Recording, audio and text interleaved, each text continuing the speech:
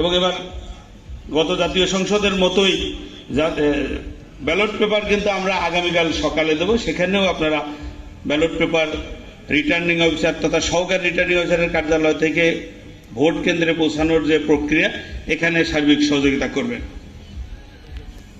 আমাদের ইতিমধ্যেই অতিরিক্ত কথা বলেন, সেটা হতে পারে কোনো প্রার্থীর পক্ষে বা বিপক্ষের ব্যক্তি। তো এটি তো এক ধরনের পরীক্ষাও, যে বেশি সময় তো হয়নি মনে হয়, আধা ঘন্টার এক ঘন্টা হয়নি এখনো, হয়েছে? হ্যাঁ, 1 ঘন্টা হয়েছে।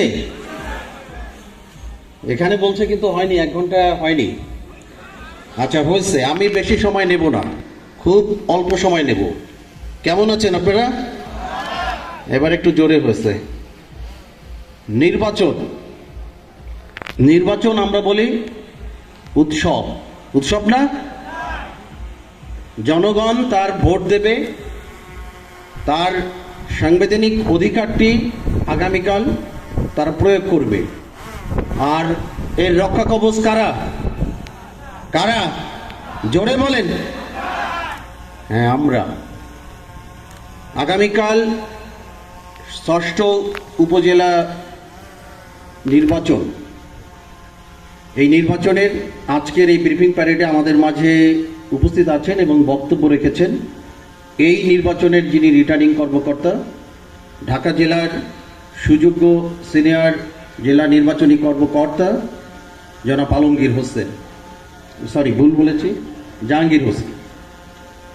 আমাদের মাঝে উপস্থিত আছেন এই অঞ্চলের যিনি সেক্টর কমান্ডার। আমরা ঢাকা জেলাকে এই নির্বাচন উপলক্ষে 3টি উপজেলায় ইলেকশন হচ্ছে এবং 3টি সেক্টরের দায়িত্ব পালন করছেন।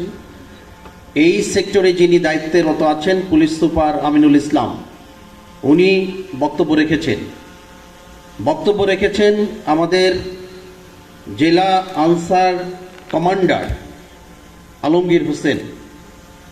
উনি আপনাদেরকে বলেছেন কি করতে হবে, কি করা যাবে না।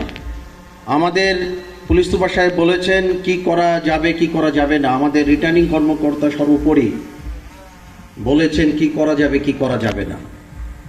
তা আমি আর এই বিষয়গুলো বলতে চাই না, শুধু এতটুকুই বলবো যে আমার বিশ্বাস আছে আমরা যথাযথভাবে দায়িত্ব পালন করেছি বলে কোথাও কোনো অনিয়ম, বিশেষত আমার এই ঢাকা জেলায় কোথাও কোনো অনিয়ম বা নির্বাচন কেন্দ্রিক যে রাজনৈতিক পরিবেশ বা পরবর্তী যে নির্বাচন কেন্দ্রিক যে দাঙ্গা হাঙ্গামা, এগুলো কোথাও কোনো ঘটনা ঘটেনি এবং নির্বাচনের দিনেও কোনো সেন্টার বন্ধ হয়নি।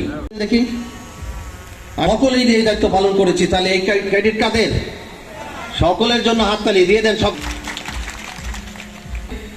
আমরা আগামীতে এই হাততালি পেতে চাই এবং এই জন্যই আপনারা আজকে এসেছেন। আমরা এখানে আপনাদের সাথে কথা বলছি, এখানে এত বলার কিছু নেই, আপনারা সকলেই জানেন আপনাদের দায়িত্বটা কি। আমি আপনাদেরকে বলবো কোনো প্রকার প্রভাবিত হবেন না। আপনারা প্রভাবিত যাতে না হন এর জন্য আমরা আছি। পুলিশ এমন বেশি যে কোনো কথাই তারা শুনছে না।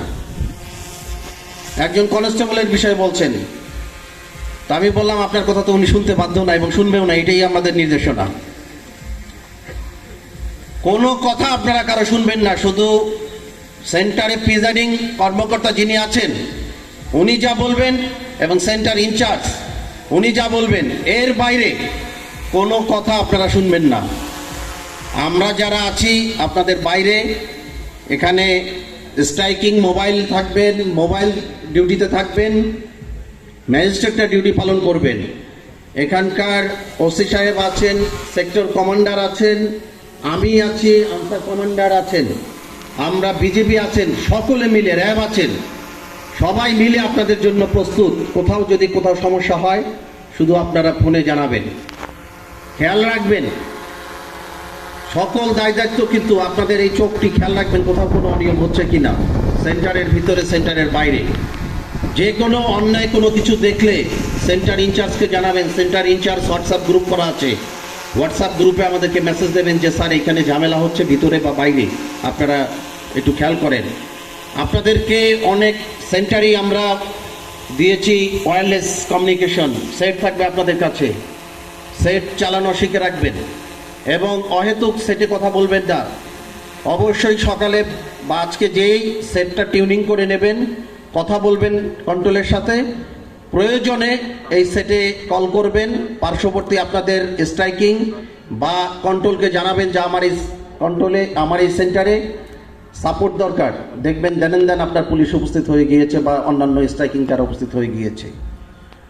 তাই আমি আপনাদের জন্য বলছি, সেন্টারে যারা দায়িত্বরত থাকবেন এখানে কোনো প্রকার ভয়, ভীতি এবং প্রভাবের ঊর্ধ্বে থেকে আপনারা আপনাদের দায়িত্বটি পালন করবেন।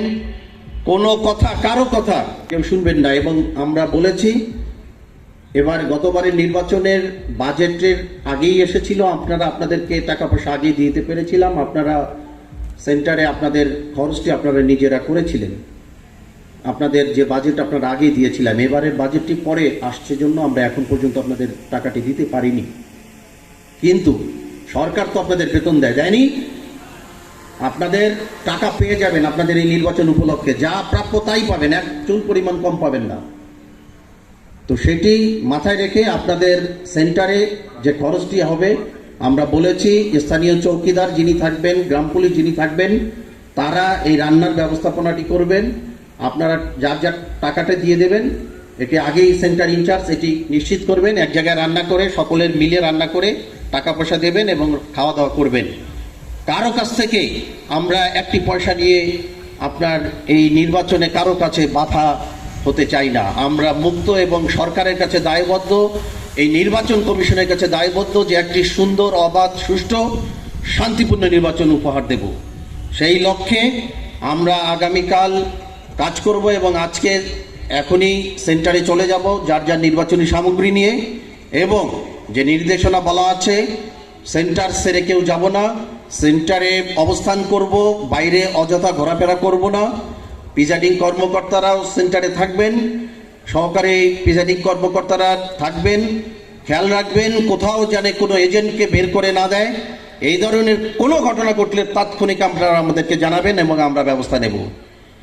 তো আমি আর কথা বাড়াচ্ছি না। কি হবে তো কালকে একটি ভালো ইলেকশন? হয়নি? আরো জোরে শুনতে চাই। হবে? আরো জোরে শুনতে চাই। হবে?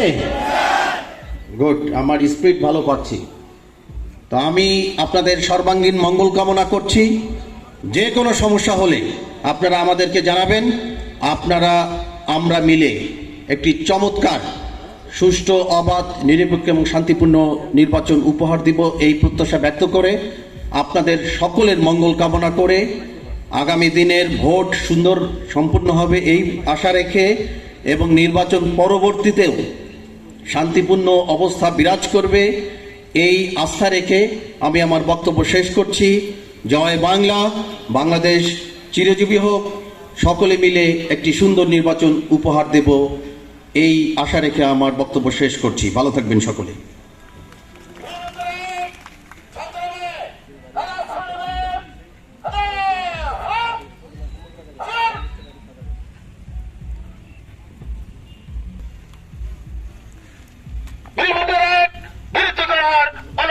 যারা উপস্থিত আছেন